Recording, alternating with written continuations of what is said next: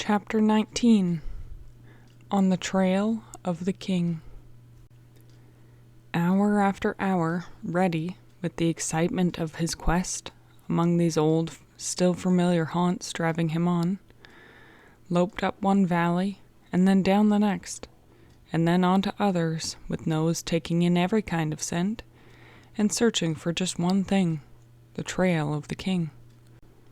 Marmots noted him and ran to their mouths of their safe burrows among the rocks, and stopped there to whistle as he passed. Caribou scented him and snorted a warning.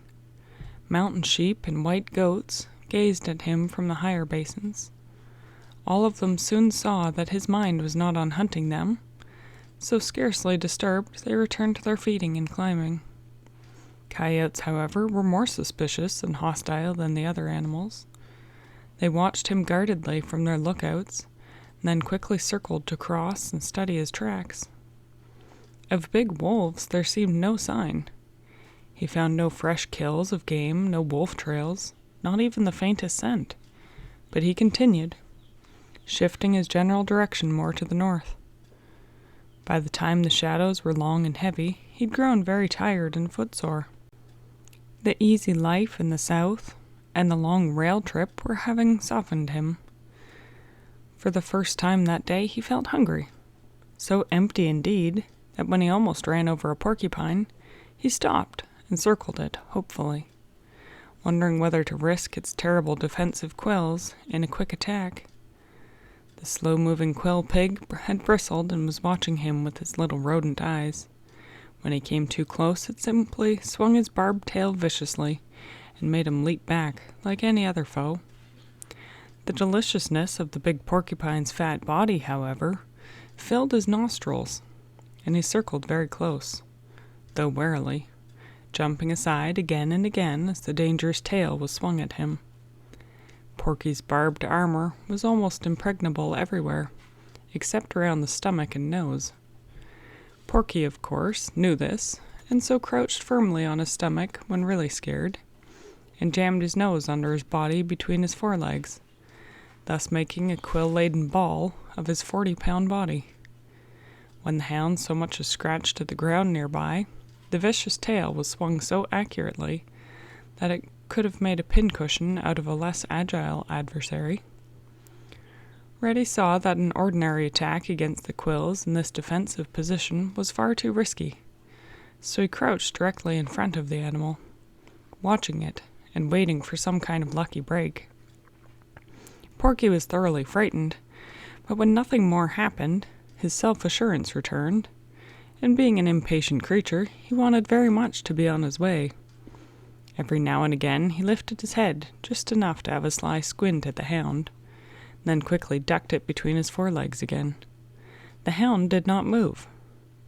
Puzzled, and thinking that he'd cowed the enemy, he took longer and longer looks until Reddy saw his chance. He plunged forward and caught just the tip of the black nose with his teeth. Then he backed very quickly, dragging the surprised porcupine with him, and keeping the prickly one from twisting around and getting a lick in with that terrible tail. He backed all over the little glade, regardless of the quill pig's weight and the furious fight it put up. He pulled it this way and that, until the ranging porky began to tire, and his over-fat muscles had to go soft. Then Reddy suddenly swung it over on its back and had the unprotected furry underside uppermost. He shifted his hold like lightning, and without a quill in his skin, he was soon having a life-giving feast. After that, he sought a clump of bushes and stretched out on his full stomach. So weary were his limbs that he stayed there until dawn. He awoke, however, with a start, for the strong smell in his nostrils was the unmistakable smell of wolves. Rising slowly and stiffly, Reddy slipped to the edge of the thicket and looked out, with little except his head showing. He could see only scattered rocks and grass tufts, but he did not move any further, for his nose still told him that wolves were close, and he guessed that they were watching him and probably hostile. Minutes passed. 2 golden eagles appeared in the sky and circled far overhead, without once flapping a wing. Then a lean gray wolf rose from the rocks, and in the misty light of the growing day walked toward him. At once Reddy responded by going forward to meet it. This was a proper formality, but he'd scarcely made half a dozen steps when a bigger wolf bounded forward from a hiding place at the side. Reddy stood stock still with his head and tail up to give the best possible impression of formidable height. Both wolves then approached warily and walked around him. The smaller one was a young, shy she-wolf, but the larger was an arrogant male, already angered by the mere scent of dog in his precinct. He'd picked up the trail and followed it. Reddy knew that he must fight, and he struck first. A quick slash at the male's shoulder, which made the wolf shy away, exposing his flank. Rip went Reddy's teeth, and the greatly surprised male, in the act of rising on his hind legs for a plunge downward on the hound, felt such a stinging pain that he bounded away sideways to be out of reach. After that, though he strutted around evilly and showed his long white teeth, the real fighting spirit was all out of him, for this held a promise of being much more of a battle than he had expected. Reddy did not push his good luck. He walked slowly away with a warning growl or two, and then, when far enough, began to trot and then lope, leaving the wolves confused and not quite sure what they wanted to do. He found that at last he was in good wolf country, for wherever he went now he found wolf scent. Hopefully scrutinizing all the tracks and wolf signposts in his path, he worked his way still farther north. Only a few times had he been this far from Little Sheep Creek, in the mountains that were very rugged and the valleys that were heavily wooded, except where avalanches had plowed furrows down some of the steeper slopes. Here the rude diggings of grizzlies, in their hunting of marmots, gophers, and squirrels, were fresh and plentiful, showing that man did not come often or at all to molest them. In a very somber, narrow canyon, a band of great rams could be seen grazing along the very edge of the timber, and a solemn, long-faced moose, single or in twos or threes, were feeding sometimes on all sides of him. He flushed mountain ptarmigan from their nests, and brightly colored harlequin ducks from their pools in the streams. Such eggs as he found, he cracked with his teeth, to be able to lap up the contents without the shells. What a wonderful country! Why should he leave it at once? Why not tarry a while? But night found him still traveling, still hopefully on his hunt.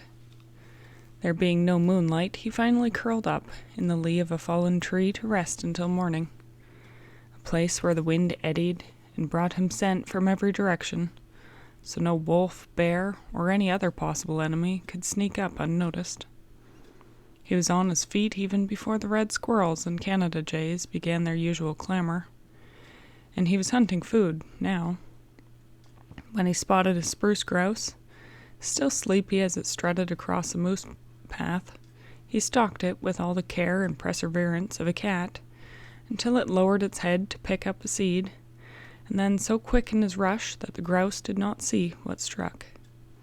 Yes, this was ideal country for many kinds of game, but he was on his way, a little less confident than at first, almost confused by his inability to find any sign of the king, yet just as determined. But when he reached a river that he'd never seen before, he stopped beside its steep bank, and for the first time felt uncertain what to do next. All about him were bleak canyons, snow-patched mountains, except where the swift little river wound its way, and against him blew a cold north wind, bringing low clouds that promised either snow or rain before night. While he sat there on his haunches, he could hear the distant howl of wolves.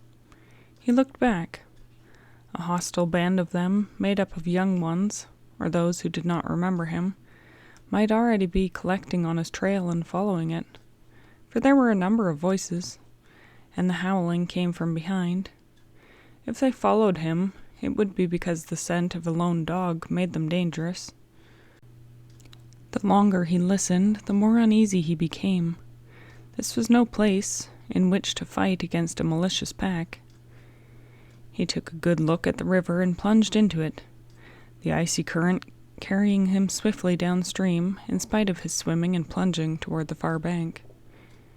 And when at last he reached the other side, the banks were so steep that he could not gain a footing and had to drift further. Several times he was swept against rocks and whirled around in circles until dizzy, as well as tired, and glad to land on a gravel bar hundreds of yards below his starting point. Pulling himself out of the water, he shook the drops out of his coat and plunged into the nearest thicket, where he lay down until he got back his breath. The howling of the wolves had ceased, for they lost his trail at the river and were searching the woods along both banks. Presently he heard them again and knew that he must run to a safer place, somewhere among big rocks where he could not be surrounded. But the howling grew less distinct, and soon he realized that they'd come across other game and had forgotten about him for the present. Slowing down at once to an easy trot, he came back to the river bank, where there was a moose path that he could follow in order to travel as fast as possible out of their neighborhood. He began to lope and was making good time, when suddenly he saw a wolf running along the bank parallel to his path. It was in the shadow, but he sensed that it had seen him and was deliberately keeping pace with him. At once he stopped and crouched in the bushes. The wolf did the same, and then cautiously walked out to the very edge of the water and gazed across it inquiringly. It was a big wolf, black as coal. Reddy watched it standing there, and queer feelings stirred in him. Almost before he knew what he was doing, he walked out of the bushes on his side of the river and stood just like the wolf, straining his eyes and nose to verify the recognition which after 2 years was seething in his brain. Each knew the other, and yet was not quite sure about it, or certain what changes had occurred in their relationship. Between them was a 60-foot stretch of gurgling water, edged by tall spruce trees, behind which towered mountains. What setting could have been more perfect? And what moment could have been more opportune for their meeting? Excitement rose in Reddy. He pranced along the bank, whining and then baying, with an ungovernable urge of feeling. Suddenly he leapt into the water and swam faster than ever before, buffeting the current so successfully that he was across in almost no time and bounded up the bank. Yet when the two approached each other along the edge of the river, they became suddenly awkward and shy. And of such power was the training of the wild that for minutes they walked around each other all stiff-legged, in the usual manner of wolves, getting acquainted all over again. And then Reddy burst forth once more in wild prancing and capers, and all at once the big wolf joined in, and the two went baying and roaring side by side into the forest. Such was the noise that they drew the attention of the other wolves, who began filtering silently through the woods on all sides. Not in any hostile way now, but inquiringly and almost sympathetically, for the contagion of good spirits was affecting them too. And anyway, they'd just finished feasting and they were in good humor. They were a wild lot, grays, browns, and even blacks, slant-eyed and lean, come together from various parts of the mountains for a few hours of wild hunting, only to scatter again to rejoin cubs too young as yet to follow them. They knew the king, and they accepted Reddy as a curiosity that for some reason was associated with him and protected. They might look askance at Reddy for a while, but eventually would regard him as belonging among their kind. He had been properly introduced and virtually reinstated as a wolf. The king, always a great wanderer, led Reddy several miles down the little valley to a little river, and then a region of open glades. Here there were several bands of caribou and many mule deer, the latter among the scattered patches of timber. Again, in quite the old way, Reddy went racing after a buck, while the king cut in ahead of him and quickly made one of his flying kills, so that they could eat their fill and rest. Again the coyotes nosed about them, and had to be kept in order by swift charges and plenty of growling. Later, from a giant rock, they looked down on the wide valley full of game, and noting a big grizzly, pretended to attack him just for the fun of it, and because whatever they did together was interesting and exciting, and like the old times which both remembered. Once more, free, thrilling days in the wilderness.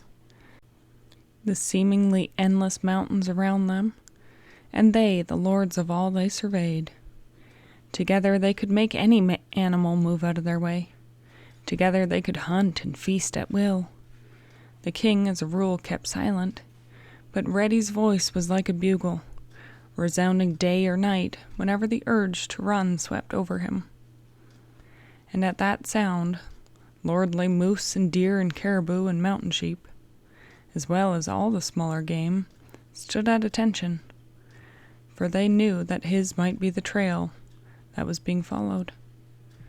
And though they were not wantonly molested, they realized, one and all, that they must beware of the hound who never lost a trail, and who traveled always in the company of the great black wolf. Back in the valley of the little Sheep Creek, Johnny went about his work as usual. Through the summer and autumn, and then the winter, he listened to the harsh calling of the moose, the yapping of the coyotes, the screaming of the eagles, the gentle whistle of the marmot, but he heard no wolf, for the experience with poison the year before had marked the valley in their canny minds as a place to be avoided, a place where mysterious and terrible death awaited their kind. And Johnny sighed sometimes, but he understood, and often tried to visualize what Reddy was doing, and whether or not he had found the king. End of chapter 19.